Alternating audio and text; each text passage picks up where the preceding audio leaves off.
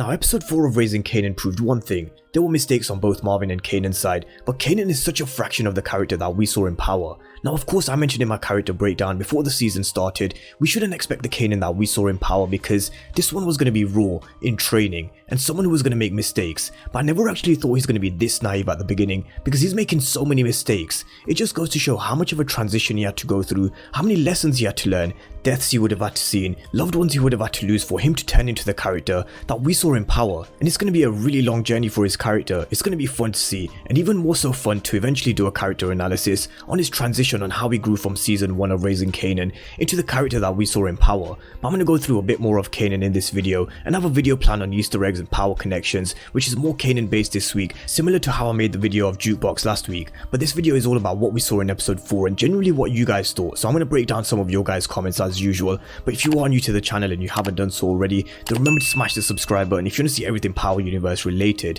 But let's talk about episode 4, and I actually want to start with this comment from DJ Kazim, and I'm going to link this in with Lulu's character in Raising Kanan. But he mentioned how this show reminds him of how special Ghost was. He wanted generational wealth because you can't survive in this game, and it's true, once you're in the game you only end up dead or in jail, and Ghost knew this from a very young age, and why he eventually did what he had to do, having Kanan arrested and sent him to prison. Tasha loved Ghost, she never loved James St. Patrick, and the man that he wanted to be. Power Book 3 just shows how unforgiving this world is, and once you're in the game, you're in the game. There really is no exit strategy. Ghost had the club's truth, and in Power Book 2 Ghost, Monet's exit strategy is Zeke and the basketball career, and there's also Drew who wants to go into art, but of course there's a different destiny for him. Now this is something that's similar to Lulu. We can all see his love for music, and you can really see he wants something more. He has dreams beyond the family business and the streets, and it's the music that's his exit plan. Eventually I do see him taking over the studio from Crown, but I don't believe in happy endings in Power, and he'll definitely meet his fate at some point, just like Ghost did, just like Sean did, and many others. Now I do think at some point he'll catch his break in music, and it'll all tie in with why Jukebox never pursued her dream,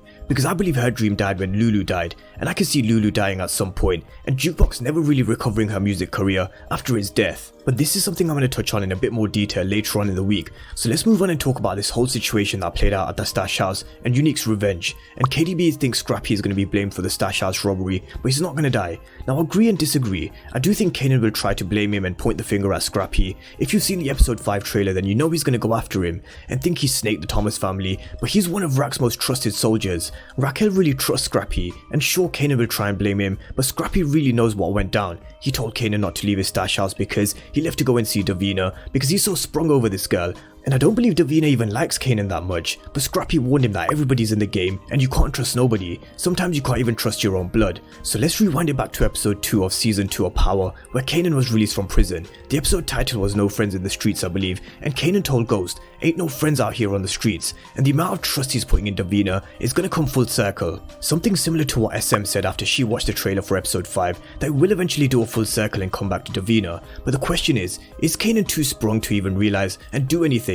If for example Jukebox or Marvin tell Kanan that Davina gave up the location for the Stash House, will he choose to believe it? Eventually I do expect it to do a full circle, and whether Kanan believes it and whether it changes the relationship between them, we'll have to wait and see. But something will have to give for Kanan at some point, because he's not going to stay this naive forever. He's not going to be making the same mistakes over and over again, and I think at some point this season Davina is going to die, and that's going to be the turning point for Kanan's character. And speaking of mistakes, did anybody spot the Power Book 2 Ghost Easter egg with a bloody shirt? It instantly reminded me of the scene with Tariq coming back to his room with a bloody shirt after helping Drew with DC Joe. Tariq could have got rid of the shirt off screen, but it was still definitely a risk coming back onto campus with it, and something he was taught to burn by Tasha after he killed Ray Ray. Kanan was taught by Lulu and Marvin the same when he had Buck's blood on his shirt in episode 1, and leaving it under his bed was a rookie mistake, which we knew Raquel was going to find the minute he threw it under his bed. And I also do have a few more Power connections that I want to go through in a bit more detail, especially because of a few conversations that Kanan had in the original Power series, so I will be making a more in-depth video for later on this week. But let's talk about Marvin, because Marvin was a big focus in this episode, and I actually want to look at this from two angles, his loyalty and his mistakes.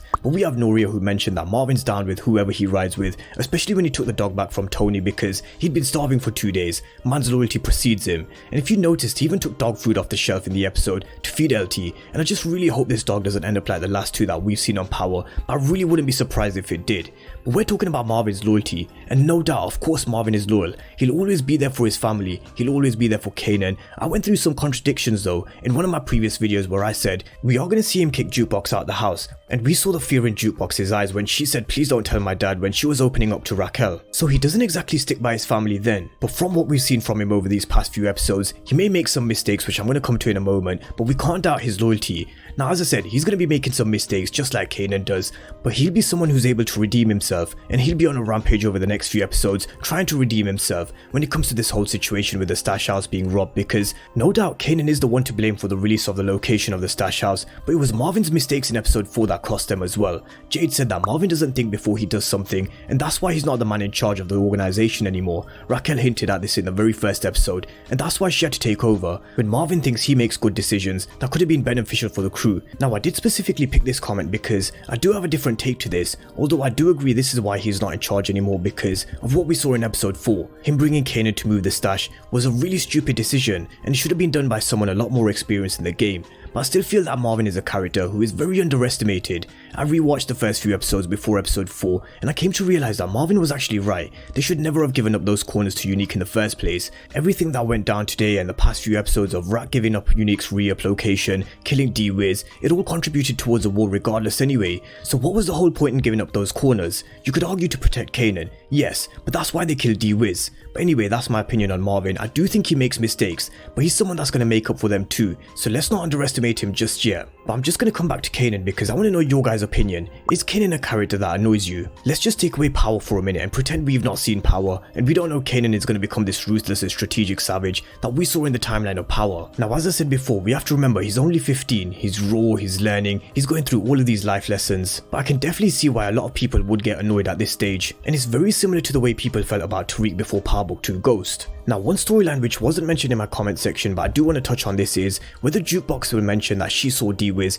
get into the car with Lulu, and I wonder whether it's something that will come up later on in the season, next week or whenever, because I'm sure Kanan knows that it was his moms that had D-Wiz killed, but I still don't think he knows that it was actually Uncle Lulu who had shot D-Wiz dead. So I just wonder whether this is going to be a storyline that they revisit again later on this season or sometime in the future, but let's wait and see. But let me know what you guys think in the comment section about Lulu thinking about a future beyond the game. Is he going to go into music? Could Lulu's death in the future be the reason why Jukebox gave up on a music dream? Let me know your thoughts on Marvin's loyalty and mistakes, Kanan's continuous mistakes which is costing the Thomas family. Let me know all your thoughts down below in the comment section. And also I do have a few storyline update videos on Power Book 2 Ghost Season 2 coming later on in the week. So in the week I am going to be dropping Power Book 2 Ghost Season 2 videos along with the Power Book 3 storyline breakdowns.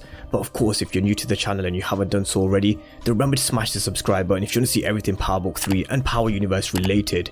But as always, thank you guys for watching and I'll see you next time.